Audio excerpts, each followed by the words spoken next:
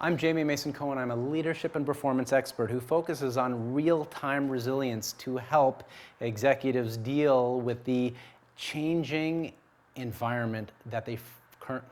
Hi, I'm Jamie Mason-Cohen. I'm a leadership and performance expert who focuses on real-time resilience for organizations. Now, in 2001, I lost my visa to work in New York.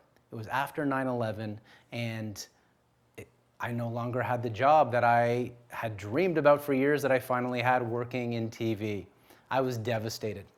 I came home and I didn't know what to do next. But one thing I picked up in New York was on Sundays, after working for almost 6 days a week, I went to the Art Students League of New York, which was one of the premier places to learn art in New York. It was near my office, and I found it to be the best outlet I could have imagined. Painting, learning abstract painting by a brilliant art teacher named Mariano Del Rosario once a week. And when I came home, I started painting.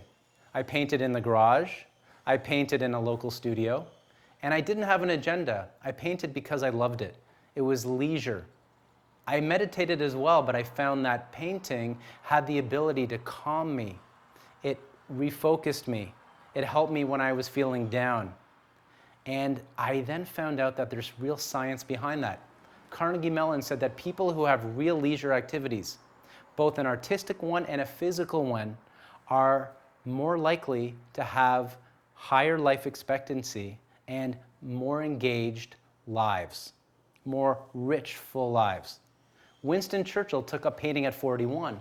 He wasn't particularly good at it, but he said there was something about picking up the paint and squeezing out the color and then seeing those vibrant shapes take form that really eased him during one of the most difficult times in modern history, during World War II and beyond. And he continued painting as his primary hobby during his retirement years.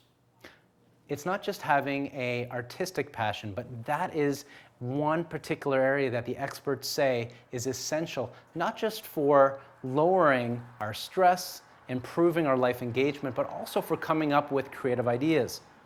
It's been shown that when you are stressed out, when you have work and home, the best thing you can do is not hunkering down and trying harder, but it's to remove yourself to a healthy pursuit, like painting, dance, whatever that art might be.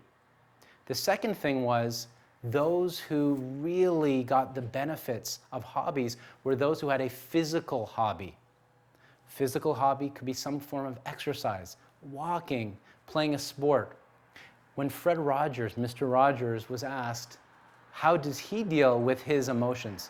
Because apparently he had a little bit of a temper. He wasn't perfect either. He said, I swim. And he swam consistently, almost daily for 30 years.